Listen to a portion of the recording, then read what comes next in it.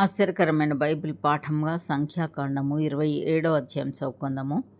అప్పుడు యోసేపు కుమారుడైన మనష్షే వంశస్థులలో సెలోపెహాదు కుమార్తెలు వచ్చిరి. సెలోపెహాదు హెసెరు కుమారుడును గిలాదు మన్మడును మాకీరు మునిమన్మడునై ఉండెను. అతని కుమార్తెల పేర్లు Mahlah, Noa, Hoglah, Milcah, Tirzah అనునవి. వారు ప్రత్యక్షపు గుడారం యొక్క ద్వారం వద్ద మోషే ఎదుటను, యాజకుడైన ఎలియాజరు ఎదుటను, ప్రధానుల ఎదుటను, సర్వ సమాజము ఎదుటను నిలిచి చెప్పినదేమనగా, మా తండ్రి అరణ్యంలో మరణమాయెను. అతడు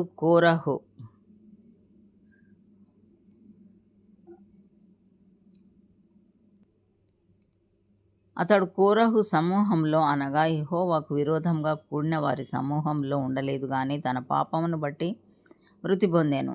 అతనికి కుమారులు కలగలేదు. అతనికి కుమారులు లేనంత మాత్రం చేత మా తండ్రి పేరు అతని వంశంలో నుండి మాసిపోనేలా మా తండ్రి సహోదరులతో పాటు స్వాస్థ్యమును మాకు దయచేయమనిరి. అప్పుడు మోషే వారి కొరకు యెహోవా సన్నిధిని మనవి చేయగా, యెహోవా మోషేకు ఇలాగు సెలవిచ్చెను. సెలోపెహాదు కుమార్తెలు చెప్పినది యుక్తము. నిశ్చయముగా వారి తండ్రి సహోదరులతో పాటు భూస్వాస్థ్యమును వారి ఆధీనము చేసి వారి తండ్రి స్వాస్థ్యమును వారికి చెంద చేయవలెను.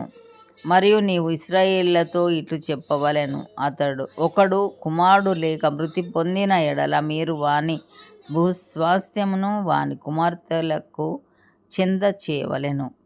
వానికి కుమార్తె లేని ఎడల వాని అన్నదమ్ములకు వాని స్వాస్థ్యం ఇవ్వవలెను. వానికి అన్నదమ్ములు లేని ఎడల వాని భూస్వాస్థ్యమును వాని తండ్రి అన్నదమ్ములకు ఇవ్వవలెను. వాని తండ్రికి అన్నదమ్ములు లేని ఎడల వాని కుటుంబంలో వానికి సమీపమైన జ్ఞాతికి వాని స్వాస్థ్యము ఇవ్వవలెను.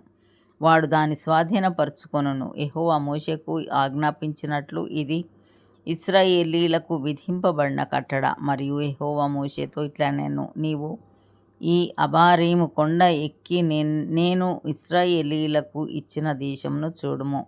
నీవు దాన్ని చూచిన తరువాత నీ సహోదరుడైన అహరోను చేర్చబడినట్లు నీవును నీ స్వజనులలో చేర్చబడుదువు. ఏలయనగా సీను అరణ్యములో సమాజము వాదించినప్పుడు ఆ నీళ్ల యొద్ద వారి కన్నుల ఎదుట నన్ను పరిశుద్ధపరచక నా మీద తిరుగబడితిరి. ఆ నీళ్లు సీను అరణ్యమందలి కాదేషులోనున్న మెరీబా